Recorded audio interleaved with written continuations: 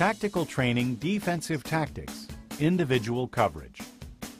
This type of coverage uses the opponent as its point of reference and is the most used in futsal today. It is effective in any type of court and can be used with pressure and total and half-court floating coverage. Pressure coverage also serves as a deterrent to the goalkeeper on attack, because after a goal throw, the ball cannot be passed back to the goalkeeper unless it touches an opposing player or passes the center line. Defensive movement number 1. Individual coverage with floating partial pressure. The goalkeeper has possession of the ball. The defenders should be positioned in the following manner. Players number 4 and 5, who are defending up front, should focus on closing the gap in the middle. The other two players, numbers 2 and 3, at the back of the defensive zone, are in individual coverage. The initial focus is on the player with the ball, without each defender forgetting his respective opponent. After the goalkeeper distributes the ball, the defender on the side of the ball should reduce the space going to pressure coverage. The defender who challenges the player with the ball should pay attention to his basic positioning. The other defender up front, in this case player number 5, should be placed between his respective opponent and the ball, as he might have to take over the coverage of his teammate. If player number 4 is beaten, either in the middle or to the side, number 5 is responsible to make the coverage. The other two players, player number 2 and 3, are in individual coverage. In all situations, the players should be ready to take over the coverage of their closest teammate. Defensive movement number 2, individual coverage, floating half-court. In this type of coverage, the defenders all go back to their defensive half-court, waiting for the goal throw, and start coverage at their defensive half-court, allowing the opponent to advance with the ball from their zone. When the attackers move forward, the defenders playing up front close the gap in the middle. The defender on the side of the ball moves forward to challenge for the ball. The other defender closes the middle, staying in a position that allows for coverage.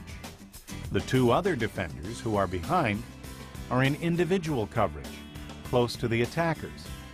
In this type of coverage, one of the players must always close the middle with the possibility of covering, without forgetting his respective opponent.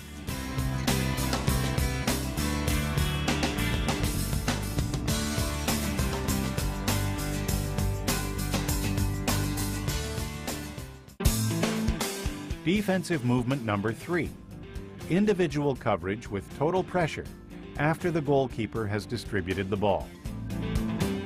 After the goalkeeper has distributed the ball, the players open up the middle and loosen coverage.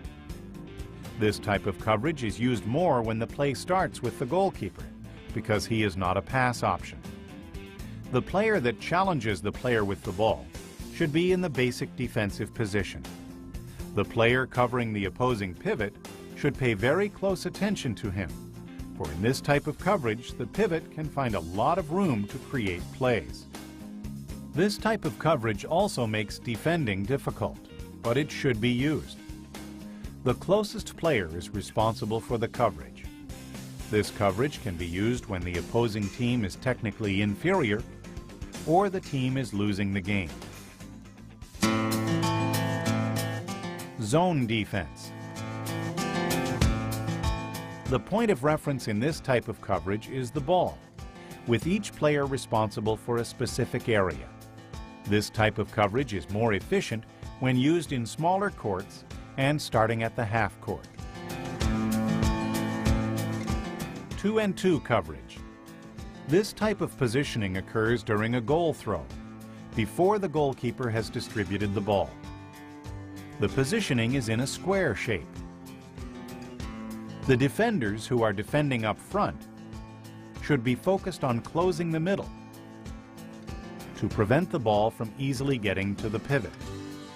After the goalkeeper has distributed the ball, the defender on the ball side should go to challenge, and the other defender closes the middle. The defenders covering at the rear make a similar movement to those up front.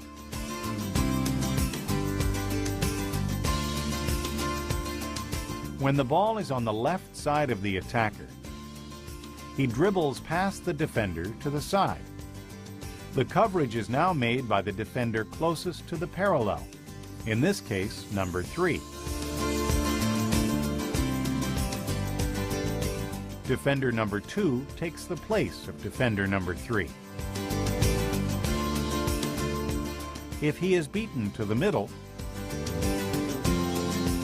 the coverage goes to number 4, who closes in the middle. This type of coverage makes it possible to always have a defender covering.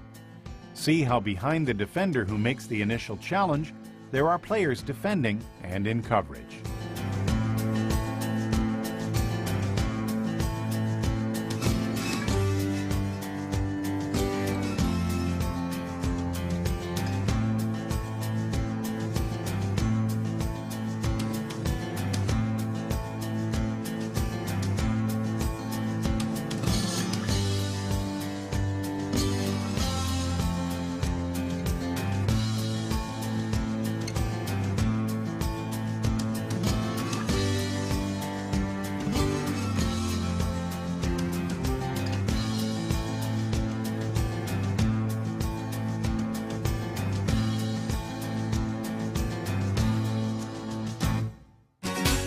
Zone coverage 3 and 1. This is a coverage used for when the opponent is playing in a 3 and 1 offensive system.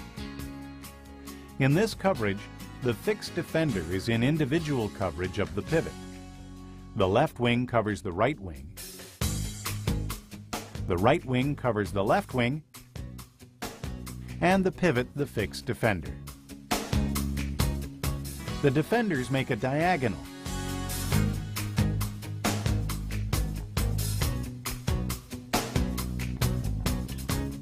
or triangular coverage. Note that for this coverage, when the ball is on the wing, the defenders form a diagonal. And when the ball is in the middle, they form a triangle, but must always pay attention to close the middle so that the ball does not reach the pivot, and at the same time allowing for each to cover.